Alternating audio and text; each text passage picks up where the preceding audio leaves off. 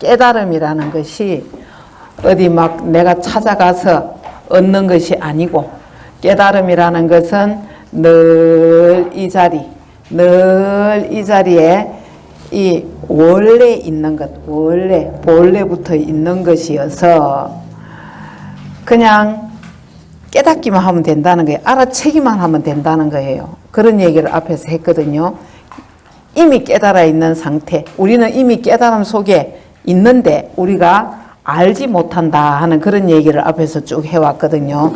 그래서 이제 거기에 이어서 그대가 만약 이 말을 믿어서 이 말, 본래 깨달아 있다라는 말, 우리는 본래 깨달아 있다. 이 말을 믿어서 의심이 단박에 없어지고 대장부의 뜻을 내어, 대장부는 이 깨달음 공부하는 사람이 대장부예요. 남자가 대장부가 아니고 이 도를 이루고자 공부를 하는 사람들을 전부 대장부라 합니다. 대장부의 뜻을 내어 참되고 바른 견해를 일으켜서 직접 그 맛을 보고 경험을 해봐야 된다는 얘기예요. 경험을 해보고 스스로 긍정하는 경지에 이른다면, 그러니까 이제 아무리 선지식이 이렇게 와서 도와주고 이끌어 주어도 결국 깨닫는 거는 내 자신이거든요. 결국 내가 문턱까지는 데려다 줄 수 있지만은 결국은 내 스스로 이렇게 깨달아야 되는, 그래서 아는 것은 본인 몫이다 하는 그런 얘기입니다. 그래서 그 맛을 직접 보고 스스로 긍정하는 경지에 이른다면 이것이 바로 마음 닦는 사람의 깨달은 자리가 되는 것이다. 그 깨달은 자리라는 걸 그 한문으로 보면 해오처 그렇게 돼 있거든요. 한문으로 해오, 알해자에 깨달을 오자죠. 해오처, 깨달아 안다 그런 얘기입니다. 깨달아 아는 것. 원래 이제 정오, 해오라는 말이 있어요. 그 서로 상대해서 쓰게 되면은 해오라는 것은 이론적으로 아는 거고 정오라는 것은 깨달아서 안다. 이렇게 이제 비교를 하기도 하는데 지금 이 문장에서는 그냥 깨달아 아는 걸 얘기합니다. 그래서 이것이 바로 마음 닦는 사람의 깨달은 자리라고, 깨달은 자리가 되는 것이다. 그래서 그냥 단순히 아르마리가 아니고 깨달아 아는 것. 이제 그 깨달음이라는 것을 맛을 보고 아 이거구나 하고 알게 되면 그 자리가 바로 해오처다 그런 얘기입니다. 여기에는 계급이나 차례가 없으므로 돈이라고 한다. 계급이나 차례가 없다. 막 단계를 올라가서 차례를 거쳐서 깨달음에 이르는 것이 아니다 하는 얘기입니다. 그냥 아 이거구나 아 하면 끝나는 자리예요. 그래서 그걸 돈이라 그래요. 돈 갑자기 돈 문득 돈 그런 얘기죠. 그래서 아무 특별한 게 없이 그냥 이 자리구나 하고 아는 거예요. 그냥 이거구나 아 내가 이거구나 내가 진짜로 바로 여기에 있었네 하고 나를 깨달아 아는 것. 그래서 돈이에요. 돈. 특별한 게 아무것도 없다. 그냥 여기다 하는 걸 알 뿐이다 하는 그런 얘기입니다. 이르시기를 믿음의 요인 가운데 부처의 경지와 덕이 개합하여 털 것만큼도 차이가 없음일세. 이게 무슨 말이냐 하면은 이 믿음의 요인 가운데 했는데 신인 중에 그래서 신이라는 거 믿음이죠. 우리 그 화엄경 공부할 때 여러분들 화엄경 공부할 때 십신 믿음이 제일 먼저였어요. 십신, 십주, 십행 뭐 십지 이래갖고 52지위점차를 거쳐서 등강묘각을 거쳐갖고 부처가 된다 이렇게 배웠었죠. 그 제일 첫 단계가 믿음이었어요. 믿음. 십신이 제일 먼저거든요. 근데 여기서 지금 하는 얘기가 그 믿음 가운데 그 믿음이라는 것이 바로 부처의 경지와 덕에 개합한다는 것. 이건 뭔 말이냐 하면은 믿는 그 마음이 바로 부처다 하는 얘기예요. 믿는 그 마음이 믿음을 낼 때 그 마음이 바로 부처다 하는. 그러니까 처음과 끝이 같다는 거예요. 초발심시 변정각이란 말이죠. 초발심시 변정각. 당나라에 아주 훌륭한 스님이었던 대매 스님이 계셨어요. 대매 법상 스님이라는 스님이 계셨는데 아주 인물이 출중하고 뛰어나고 경전 같은 걸 한 번 보면 다 외우는 거예요. 머리가 좋아가지고. 그래 이제 이 스님이 20살 때 출가를 해가지고 마조 도일선사를 만나게 돼요. 마조 스님을 만나서 이제 바로 깨닫게 되는데 왜 어떤 말을 들었냐 하면은 네 마음이 바로 부처다 그랬어요. 네 마음이 바로 부처다 하는 말을 듣고 깨달아요. 그래서 이제 깨닫고 나서 그렇지 이 마음이 바로 부처지. 그러고는 그 말을 딱 믿고 대매의 산이라는 산으로 들어가 갖고 혼자서 꾸준하게 정진을 해요. 근데 이제 어느 날 한 스님이 찾아와갖고 뭐라 하냐면은 요새는 마조 스님이 딴 말을 한다는 거예요. 그럼 무슨 말을 하느냐 하니까 옛날에는 마음이 곧 부처다라고 했는데 요새는 마음도 아니고 부처도 아니다 라고 얘기를 한다는 거예요. 마음도 아니고 부처도 아니라고 한다 하니까 대매 스님이 있다가 그 노인네가 하여튼 말을 바꾸는 데는 일가견이 있네. 아무리 그 노인네가 말을 바꾸고 무슨 말을 한다 해도 나는 마음이 부처라는 것을 믿고 가겠다. 그렇게 얘기를 해요. 마음이 부처다.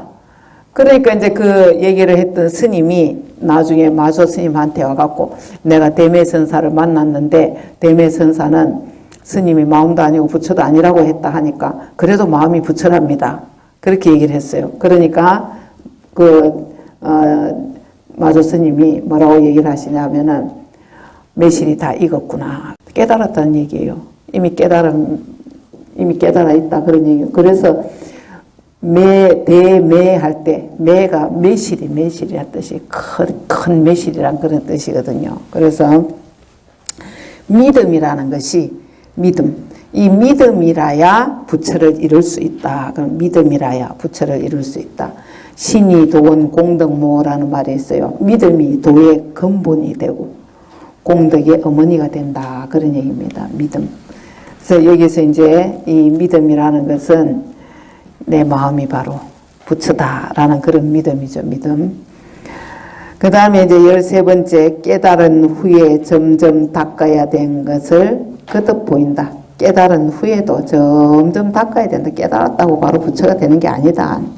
묻되 이미 이러한 진리를 깨달아서 다시는 계급이 없을진된 차례가 없다는 거예요. 부처가 따로 있지 않다. 어떤 단계를 거쳐서 찾는 게 아니다.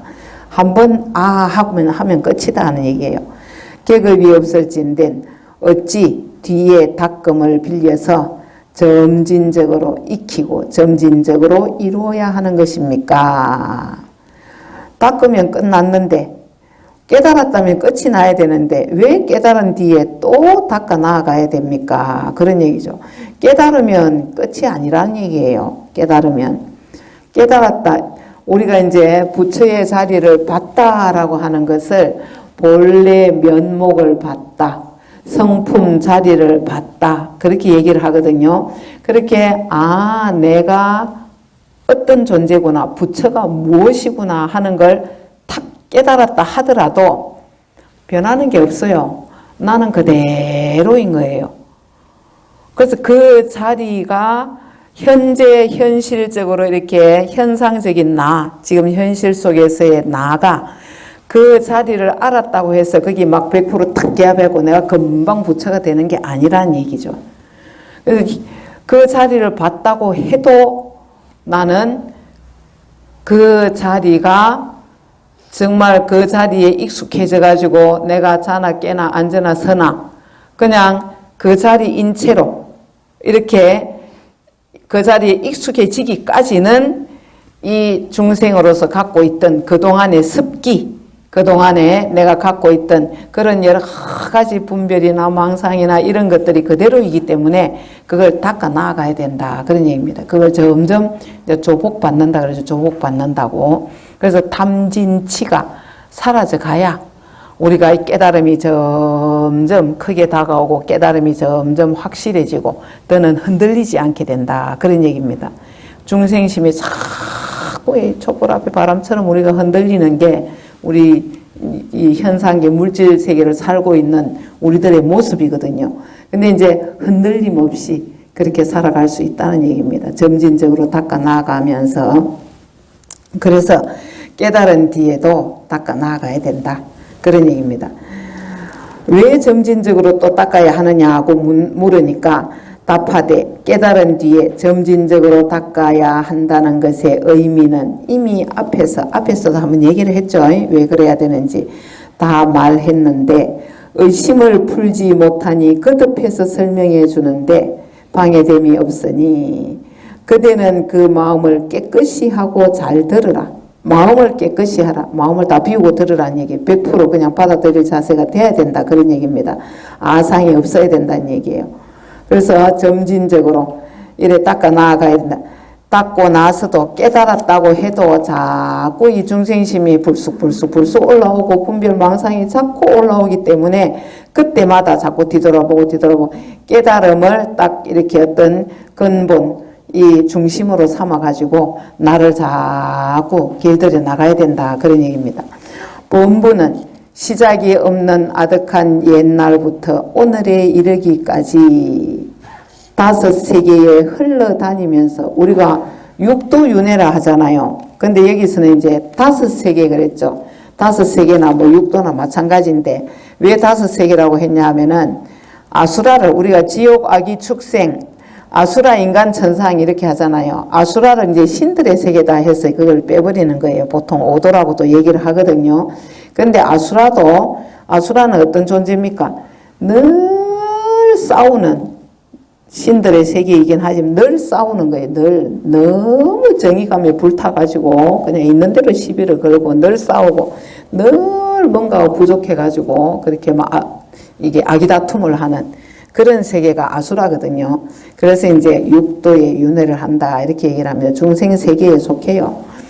자, 지옥, 악이, 축생, 인간, 천상 5세계에 흘러다니면서 이 우리가 지옥이 따로 있겠어요? 악이계가 따로 있겠습니까? 죽고 나면 따로 가는 세계일까요? 축생계. 우리가 이 지옥, 악이, 축생, 뭐 아수라, 인간, 천상 이런 육도를 얘기하지만은 죽고 난 뒤에 우리가 윤회를 해서 이런 세계에 태어날 수도 있어요, 물론. 그렇지만은 이거는 어떤 막 지옥 세계가 따로 있고 악의계가 따로 있고 따로 있는 게 아니라 우리 마음의 영역이에요. 우리 의식의 영역이거든요. 불안하고 두렵고 막 무섭고 이러면은 그게 바로 지옥 세계예요. 그게 바로 지옥이에요. 지금 마음이 뭔가 불안하고 막 무섭고 이러면 그 마음이 지옥이거든요. 그 다음에 이 마음이 축생계는 뭡니까? 그냥 한개 얼러 터져가지고 맨날 먹는 거. 축생들은 식욕과 성욕만 있다 하잖아요. 식욕과 성욕만 있으니까 괴로운 세계거든요.